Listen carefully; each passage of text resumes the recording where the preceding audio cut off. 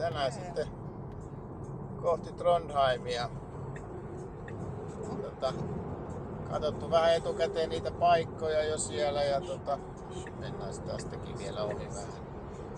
Meni pikkusen hiljempaa noin. Niin mennään sinne vähän katselemaan. Ja Trondheimissa ei ikinä käytykään, että pari prätkäreissua tehty tonne Pohjois-Norjaan, Nordkappiin ja Lofotelle ja sitten Etelä-Norjaan siellä länsirannikolla, mutta ikinä ei päästy Trondheimiin saakkaan. Nyt mennään sitten käymään Trondheimissa. Mutta lyhyesti niin laitoin tuossa Navin kanssa sinne Trondheimiin. Mennään ekaksi, siellä on Teslan Supercharger ja siellä näyttää olevan joku Tesla-keskuskin siinä ympäristössä iso ostari kanssa. Niin mennään sinne ottaa sitten latausta, kun tuolla on perillä. Me lähdettiin 33% ja tää väittää, että 7 päästään vielä perille, mutta se voi mennä kyllä vähän enemmän tiukalle kuin mitä tää veikkaa, koska eilen ajettiin niin pienellä kulutuksella, että jos tää siihen vertaa, niin se voi mennä aika jännäksi. Tää näyttää, että meillä on 155 kilsaa nyt jäljellä, ja kun katsoo tuosta pidemmän ajan keskiarvo, tässä se näyttää, että 194 päästä, mutta viimeisen 300 kilometrin mukaan niin päästään 168, että siinä ei sitten jää kuin 14 kilsaa ylimääräistä, että katsotaan miten meidän käy.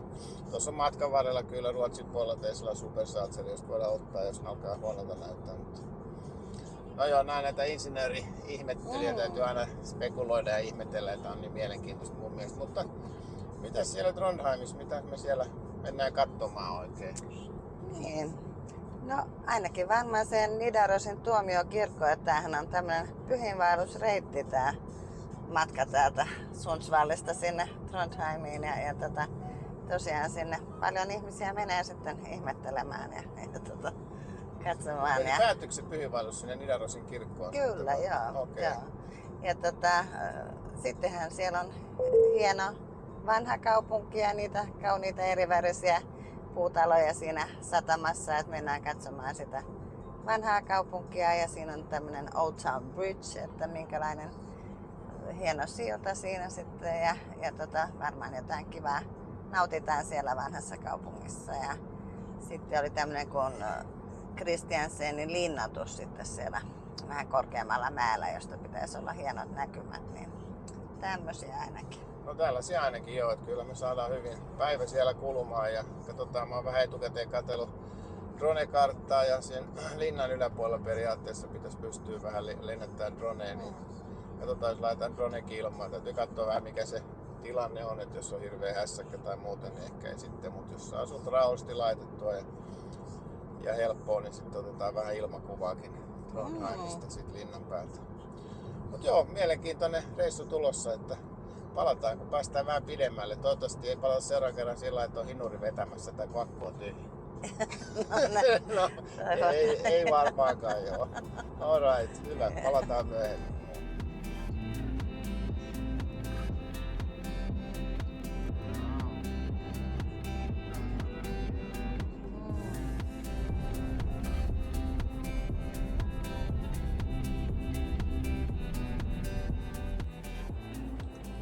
No niin, tultiin Norjaan ja sen kyllä huomasi heti, että tuli uusi asfaltti alle. Ihan tuore asfaltti. Kyllä tässä näkee, että tässä sähköautojen luvatussa maassa jo eletään öljyrahoilla ja sitä riittää. Joo, Ruotsikin on ihan hyvin toimeentuleva maa, mutta kyllä tässä Norjassa heti, niin tässä on vähän niin kuin silitysrautaan silitetty asfaltti, ihan uusi asfaltti alla, kun tullaan täältä Trondheimia kohti. Eikä edes ole semmoinen tie, että tässä hirveästi liikennettä nähtävästi olisi. Ainakaan nyt ei ollut melkein ollenkaan. Niin näin hyvässä kunnossa tiet, että oho. Mutta joo, näyttää, että meillä on ihan hyvin tässä kyllä 95 kilsaa Trondheimiin ja kulutus on laskenut nyt se, 7% se näyttää olevan edelleen, mutta näyttää, että 240 kilsaa viimeinen 15 kilometrin kulutus, eikä meillä ollut tosiaan. Oho, no nyt se näyttää ihan käsittämättömän pieni ja toi viimeinen 15. Tästä tultiin varmaan aika paljon alaspäin nyt yhtäkkiä tuolta rajalta. Mut joo, meillä on kyllä ihan hyvin tässä sähköä, jos katsoo viimeistä 150 kilometriä, se antaa 120 kilsaa meille ja meillä on tosiaan matkaa 94, että 35 jää niin kuin vielä reserviin. No niin, että pitäisi päästä perille. Kyllä me päästään jo. Just ajettiin tuon Sturlienin ohi vähän ennen Ruotsin ja Norjan rajaa, jossa olisi ollut Tesla Superchargeri, mutta ei tosiaan katsottu itsekään mitään tarvetta lähteä lataamaan, kun ei tääkään sitä ehdota. Ja ihan hyvin päästään. Kulutus näyttää olevan nyt siitä, kun lähdettiin ajamaan tuossa Ooresta, niin näyttää olevan pikkusen alle 13 kilowattia 100 kohti tämä kulutus tällä hetkellä. Että vähällähän tää menee. Ja nyt nähtävästi koko ajan lähestytään vielä merta, että täältä tullaan alaspäin. Tuo Sturliehän taisi olla 600 metrin korkeudessa. Joo, se oli musta yli 600 metriä. Joo, että tässä kun me merenpinnan tasolle laskeudutaan, niin tämähän menee kohta ihan niinku vapaalla koko auto. Yes. No joo, ei tässä sen enempää. Laitetaan kamerat kiinni.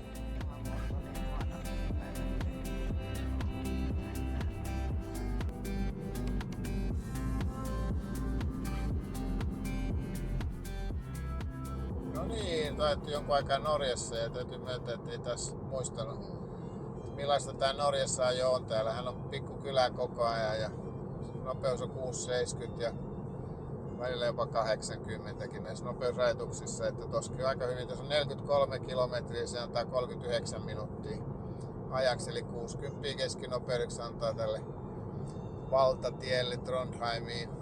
Että hitaasti ja tää liikenne tosiaan tää Norjassa meni sellaista se oli, kun täällä tosiaan parina kesänä prätkälläkin ajettiin, niin oli aika hitaat nopeudet tosiaan, mutta sitten toisaalta eipä se paljon kulutakaan. Ooresta kun on lähetty, niin kulutus on ollut 10,6 kilowattia 100 kohti, että eipä tää paljon vietti, jos tässä oli sitten nousu alussa ja nyt on ollut sitten laskua varmaan tänne alaspäin sitten jo merta kohti jonkun verran, että kyllähän tää tosi vähällä menee, että toisaalta ehkä sitten ymmärtää myöskin, että minkä takia tää Norjassa näitä sähköautoja myöskin käytetään niin paljon, että täällä näillä teillä kun ajaa, niin eihän nää kuluta paljon mitään, niin näillähän pääsee pitkiä matkoja ajamaan.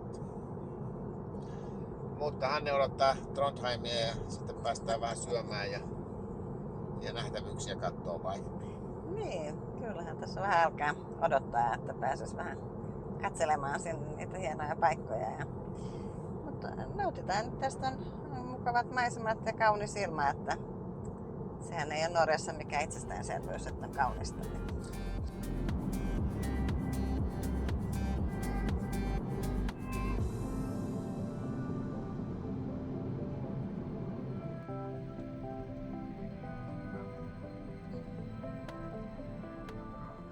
Sitten lähdetään Nidarosin kirkolle.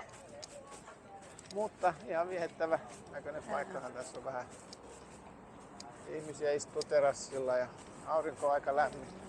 Tässä on melkein semmonen sää, että voisi heittää takin tuonne reppuun jo kohta. Kaunista. Kaunista.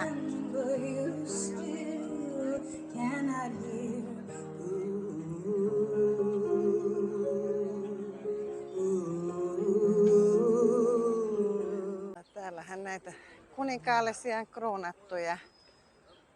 Niin, tää on siitä kuuluisa, että kuninkaalliset tultiin tänne kruunamaan. Oslo ei ollut mitään. Tänne saakka piti ratsastaa tai muuten tulla kruunattavaksi.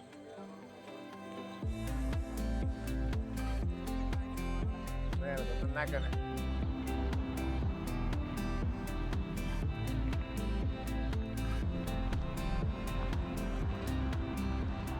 Hienon näkö. Niin, kumpaanko suuntaan kivempi ottaa kuvaa sitten. Aivan. Se oli vaan polkupyöräilijä. No niin. On kaunista. Oh.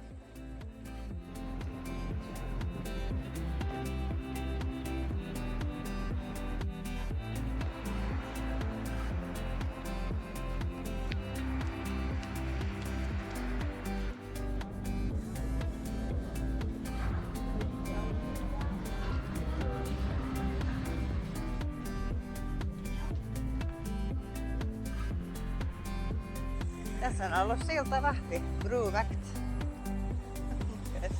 No niin. Onko tässä tässä nostosilta sitten vai? Niin.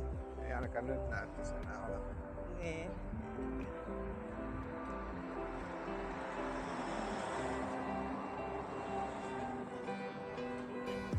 Sieltä me käveltiin toista siltaa tonne. Siellä käveltiin joo. Toista siltaa takas ja tuolla kirkon tonnekin näkyy.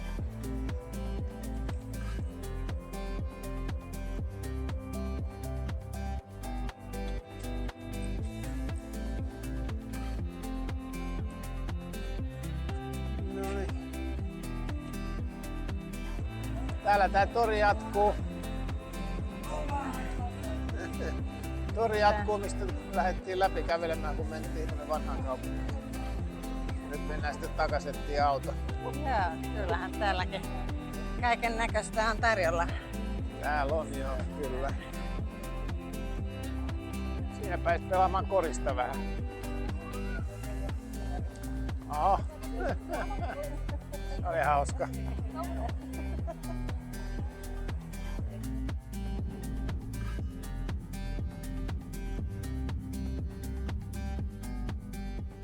Hauskan näköinen bussi tuossa edessä, kolmiosainen bussi, haitaribussi. En ole tuollaista kyllä näin 24 metriä pitkä, 3 osassa. Mahtaa olla ihan mielenkiintoista ajaa, mutta joo. Nyt mennään sitten sinne Kristianstenin linnakkeelle. Seuraavaksi saatiin äsken mahat täyteen pizzasta. Pepes pizza vai? Yeah. Viimeksi syötiin Pepes pizzaa Norjassa Altassa. Onko näin? 4 vuotta sitten. Niin. Nyt sitten syötiin ja jäi vähän doggybaginkin, oli sen verran isot pizzat, vaikka otettiin vielä pienet pizzat, niin ei mahtunut. Joo, se oli vähän sellainen pannupizzatyyppinen. Se oli vähän paksu ja aika paljon juustoa. Mutta maha tuli täyteen, se nyt ainakin toimi siinä mielessä. Mut hyvä, kohta ollaan siellä, niin katsotaan siellä sitten lisää. Joo.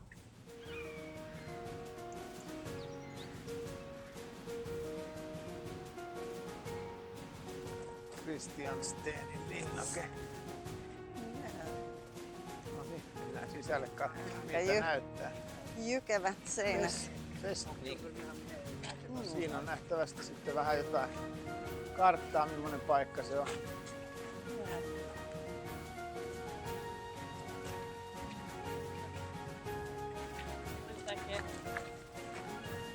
Kaputaan tähän.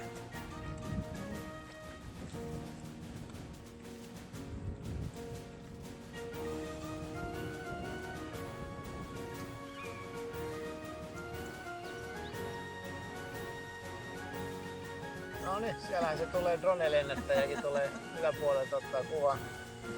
Mutta joo, tässä me poseerataan nyt kaupunkia takana, niin kauniin näköistä.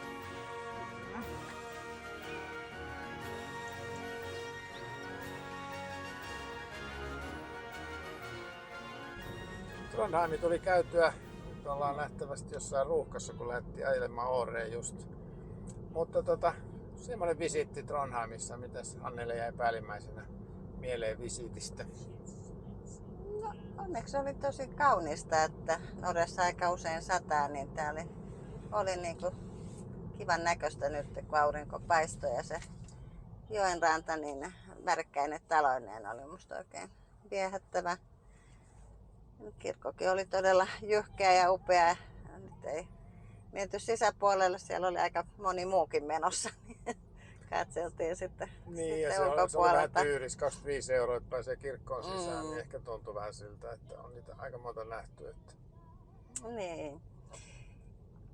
Ja no sitten oli toi linnoitus, niin siellä oli ihan mielenkiintoista vähän lisätietoa tästä Alfredin Karoliinin joukkojen perääntymisestä sitten ja hyökkäyksistä. Että nehän oli tosiaan ihan tuossa Trondheimin kaupungissakin sitten yrittivät päästä sillan yli, mutta sitten lähtivät perääntymään kuitenkin. Että monennäköistä mielenkiintoista historiaa sitten täällä suomalaisiakin seikkailua. Joo, tulipa käyty nyt Trondheimissa ensimmäistä kertaa ja siellä sattui olla joku torikokouskin, oikein isot torit menossa. Siellä oli ihmisiä vaikka muurahaisia siellä keskellä kaupunkia, mutta kyllä se ihan sellainen muutaman tunnin reissuksi niin ihan mukava, kun oli tosiaan niin kuin sanoit lämmin ilma. Ja niin kuin sanottu, niin kyllähän siellä voisi pidempäänkin viettää ja paljonkin olisi näkemistä, mutta tämä nyt oli tämmöinen edestakainen käynti. Ja syöttiinhän me sitten vähän pizzaakin siellä. Kyllä. Pepes pizza pitkästä aikaa, niin saatiin mahakin täyteen. Ja nyt sitten meillä on tässä parin tunnin ajomatka, että päästään Åreen takaisin. Mutta kyllähän toi kannatti tehdä, vaikka onhan tää aika hidasta tää liikenne, varsinkin tää Norjan puolet. Kyllä tässä niinku 160 kilometriä ajetaan pitkästi. Ei käyty sitten siinä näköalatornissa, ei jaksettu enää sitten se oli yksi sellainen, mitä mietittiin kanssa, että voisi mennä, mutta ajateltiin, että siellä olisi voinut syödä, mutta sitten tuli jo näin niin kova nälkä, että piti ottaa se Pepes pizza siitä matkan varresta. No, ehkä seuraavan 10 vuoden päästä sitten. No ei, tässä on kuin 4 vuotta, kun yritettiin tänne tulla, mutta kävi niin kuin Anfeltille, että ei päästy ihan tänne saakka. Mutta joo, ei tässä sen enempää ajellaan. Me körötellään Åreen ja katsotaan, jos tässä tulee jotain mainittavaa, mutta pari tunnin päästä Åressa.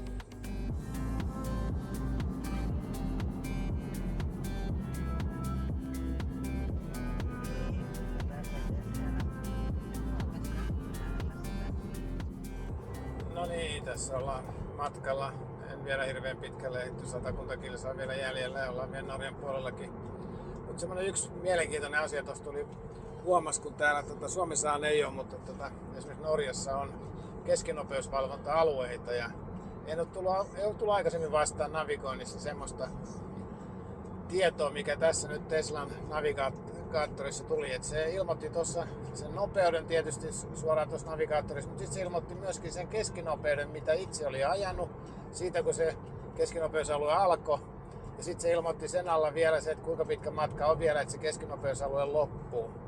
Ja siitä on helppo seurata kyllä sitä, että se keskinopeus ei mene niinku yli sen sallitun, että jos on pidempi alue, että jos on menty vähän hiljempaa ja sitten vähän lujempaa, että mikä se on ollut se nopeus, niin ihan mielenkiintoinen tieto ja helppohan semmoinen itse asiassa tuohon tehdä ja mukava lisä.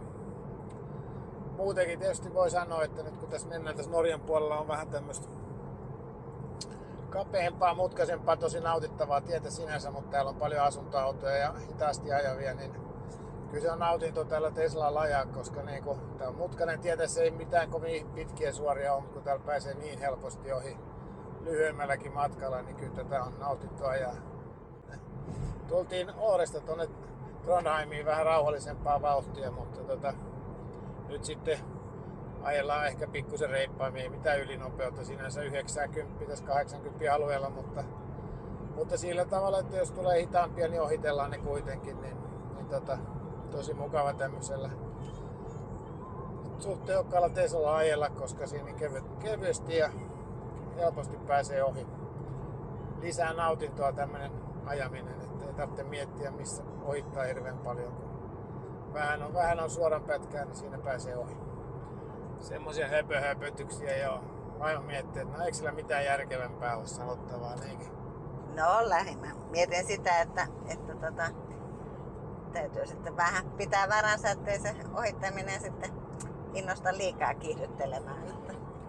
Joo, ei se on totta kai tärkeää, että ja eikä tässä ole mitään muuta tarkoitustakaan. Tässä ajetaan nytkin on vakkari 90-80 alueelle, ei tässä sen lujempaa ajeta, mutta tässä on aika paljon hitaampaa liikennettä kanssa, jotka ei aja 80, niin ei tarvitse niiden taakse liian jäädä, että tulee pieni pätkä, niin ohi pääsee tosi helposti. Semmosia ajonautintoja tässä ja pikku huomioita Teslasta. Palataan taas asiaan, jos tulee jotain ennen Åreen.